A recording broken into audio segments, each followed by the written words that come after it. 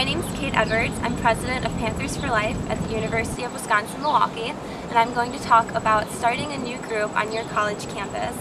Starting a new group is fairly easy through your student activities office. Usually you just need 4 to 6 officer signatures, a faculty advisor signature, and a constitution, which can consist of your mission statement, your goals for your semester, certain events you might want to plan, and a really useful thing to outline is your future election process. Since you're starting a new group, you'll probably be self-elected the first year, but for future years, since you won't always be at the university, it's a good thing to outline how you will vote for future presidents to make sure that the election process is democratic and fair. Next thing you want to work on is recruitment. You will want to create a Facebook page for your pro-life group. That's a very advantageous way of recruiting new members. Also, clipboarding and tabling in your student union. Make sure you stand in front of the table to recruit new members and get their phone numbers, email addresses, and the best ways you can contact them. If you register your student organization early enough in the year, you may qualify for your student activities fair, which is probably the most important way you can recruit new incoming freshmen and let people know that your group exists on your campus. You'll just have a table, make sure to have literature to hand out and a sign-up sheet. And then after you've recruited new members and you have enough people who are actively involved, have your first meeting. You can rent out a room through your student activities office, talk to reservations and planning. They'll let you do it for free in your student union or some other place on campus. Send out an email in your Facebook group and then call members that you think will come, the actively involved ones, 1 hour before the meeting is scheduled to make sure that they know that their presence would be appreciated and that it's important that they're there. That will definitely make them feel more like coming. Also, food is an incentive. If you can provide pizza, sometimes your university will provide that for you. Good starting events are diaper drives, fundraisers, like bake sales to raise money for future events. Also, a great way to get money is to talk to your student allocations committee.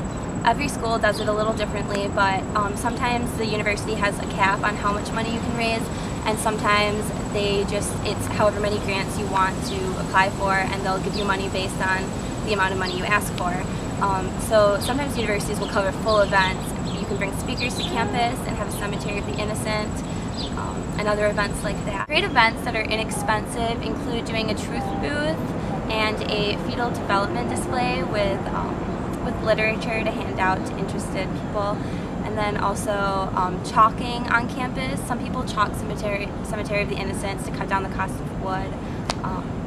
And then also Campus Outcry lets you bring in a speaker for free. So those are great starting events for your first semester on campus. When you're originally registering for your student organization, make sure you follow up with your student activities office and your elected officials in your student government to make sure that they're going through the process of looking at your application and registering you. If you are on a non-Christian or slightly liberally biased campus, the administration may be a little more tough on you, so make sure to pay special attention to what's going on and that they're actually looking at registering your student group.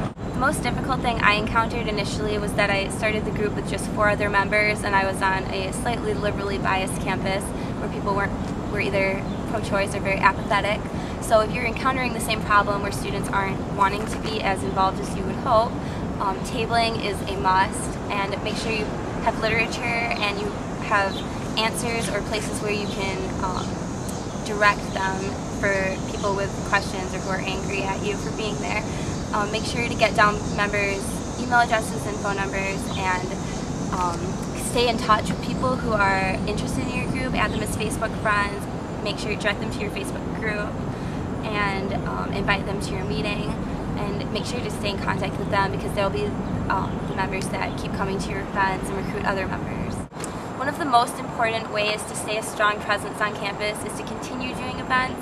Even if you only start out with a few people like I did, the best way of recruiting and showing other people and other members who may be interested in joining that you're a presence on campus, that you're going to continue to do events and have meetings and bring in speakers.